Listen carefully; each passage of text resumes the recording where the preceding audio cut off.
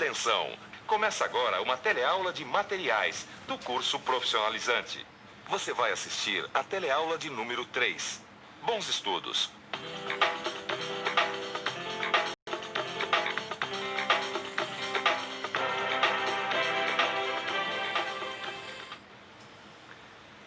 Se todo o material com o qual o homem trabalha falasse, era tanta história para ser contada.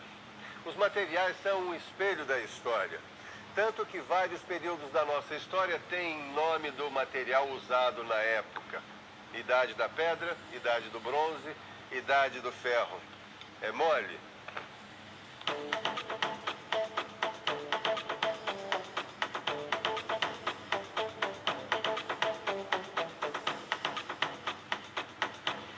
Sabe, ainda outro dia eu estava pensando, a nossa era industrial podia se chamar Idade do Ferro Fundido ou Idade do Aço. Pois eles são os materiais mais utilizados no mundo da mecânica. É na construção civil, é na indústria elétrica também. Pode conferir, você vai encontrar o ferro fundido e o aço fazendo bonito. Agora, sabe aonde eles vão fazer bonito hoje? Aqui na nossa teleaula de materiais. Você vai ver de onde vem a matéria-prima dos automóveis e da maior parte dos eletrodomésticos. Vai ver como evoluiu a utilização dos metais na nossa história e vai conhecer a composição química de alguns deles. Você vai ver também como é o processo de preparação para transformar os minérios em matéria-prima da indústria. Você vai ver um pouco da história da indústria, meu camarada. Você vai ver do que é capaz a curiosidade humana quando encontra pela frente as jazidas de metal. Pela frente não, que as jazidas de metal estão aqui embaixo, na crosta terrestre.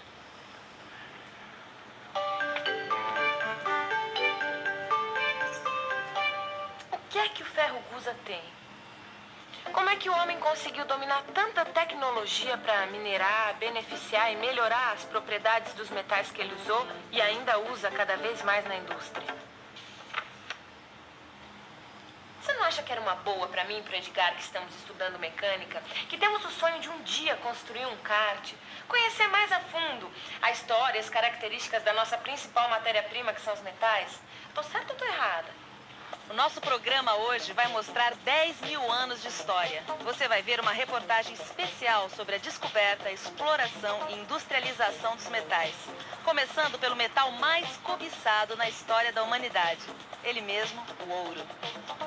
O ouro sempre chamou a atenção do homem pelo brilho, desde quando começou a ser usado há 8.000 anos antes de Cristo.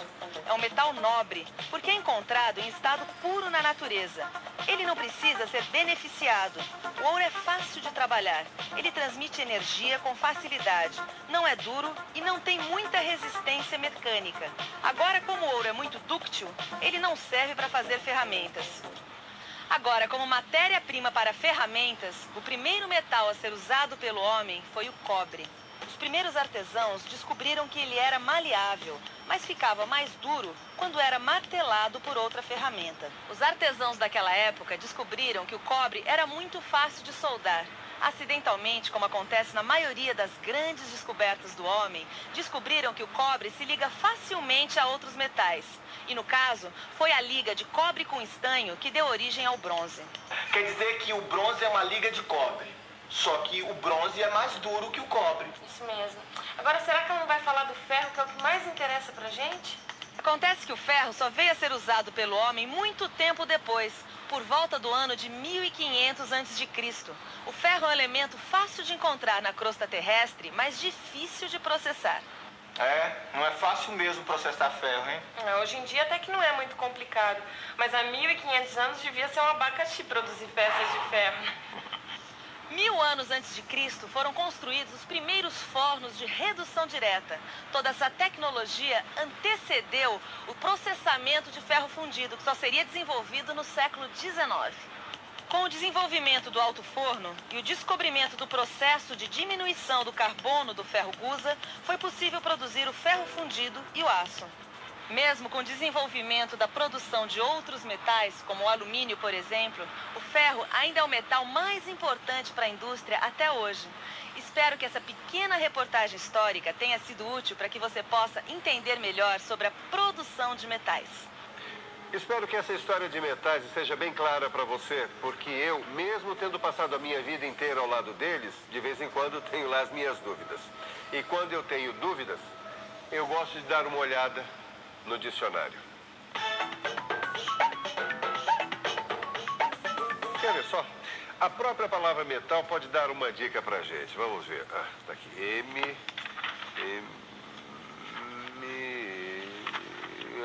Tá aqui, metal em estado sólido. Metal em estado sólido é um material de estrutura cristalina formada de elementos químicos de carga positiva. A gente viu estrutura cristalina na última teleaula. As propriedades do metal são a dureza, a resistência mecânica, a plasticidade, a condutividade térmica e elétrica. E aí? Deu pra pegar a história? Até que deu. Só que eu ainda tenho uma dúvida. Qual é a diferença entre o ferro fundido e o aço, hein? E agora ela me pegou. Eu vou mostrar pra você a diferença entre o ferro fundido e o aço pra você nunca mais esquecer. Para o material metálico ser ferroso, ele tem que ter o ferro como principal elemento na sua composição. Quando a quantidade de carbono presente nesse material metálico ficar entre 2 e 4,5%, aí você tem o ferro fundido. Agora, quando essa quantidade de carbono ficar abaixo de 2%, aí você tem o aço. Deu pra entender? Hoje em dia a gente encontra ferro fundido e aço em tudo quanto é lugar. Você só não vai topar com esse tipo de material na natureza. Tudo que você vai encontrar nesse mundão de Deus, e isso se você tiver uma picareta por perto, é minério de ferro, que é como uma pedra. E que deve ser processado antes de poder ser transformado em ferro fundido ou aço. Entendeu? Em outras palavras,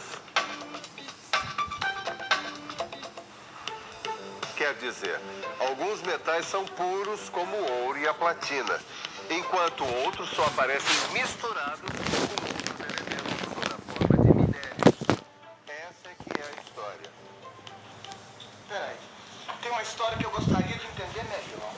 Os metais, eles podem estar puros na natureza, certo? Certo, Edgar. Ou na forma de minério, certo? Isso mesmo. E o Brasil tem reservas de minério de ferro dessas, sabia?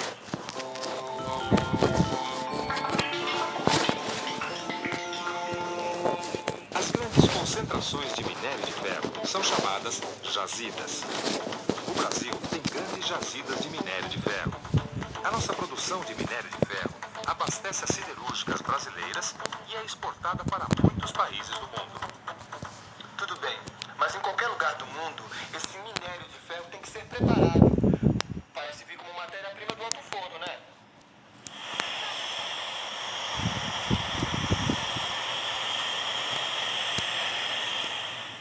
Tá, mas eu ouvi dizer que o alto forno não aceita minérios de ferro em pedaços muito pequenos. E que hoje em dia boa parte do minério que o Brasil produz vem assim em pedaços pequenos. Então, mas foi por isso que desenvolveram técnicas como a sinterização e a pelotização. E você, já ouviu falar? Na sinterização nós misturamos finos de minério, de calcário e de cobre. Essa mistura é alimentada numa esteira metálica, formando uma camada. Essa camada, ao passar sob um forno de ignição, é levada a temperaturas para início da combustão do cobre.